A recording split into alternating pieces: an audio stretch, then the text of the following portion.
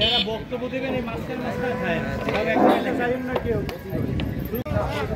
আরে ঘোষণা লাগবে না, শুরু করেন কথা।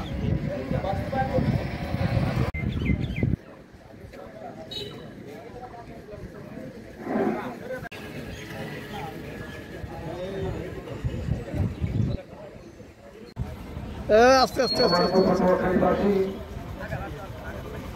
রাহেন রাহেন রাহেন প্রাণের দাবি,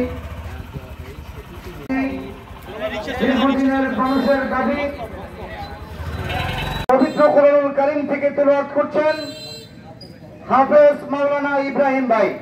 বিসমিল্লাহির রহমানির রহিম। বাদালুল কওলু লাদাইয়া ওয়া মা আনা বাস্তবায়ন না হওয়ার কারণে এই يوم نقول للمتقين غير بعيد دون لكل أواب حفيظ يا رب العالمين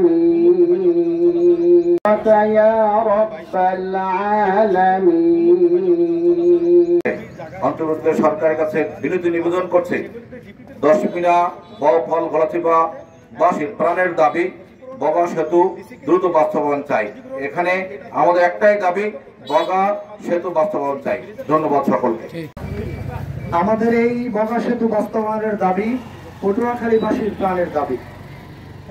এই বগা সেতু না থাকার কারণে, এখানে ফেরি থাকার কারণে বিভিন্ন সময় বাউফল গলাচিপা 10 মিনার বহুত মা এবং বোনেরা তাদের প্রেগন্যান্সি অবস্থায় চিকিৎসা নিতে বরিশাল এবং ঢাকায় যাওয়ার পথে এখানে সেতু না থাকার কারণে ওখানে পত্র পত্রিকা খুললে আমরা দেখতে পাই যে ওইখানে কিভাবে তারা এই অকালে জীবনগুলো হারিয়ে যাচ্ছে।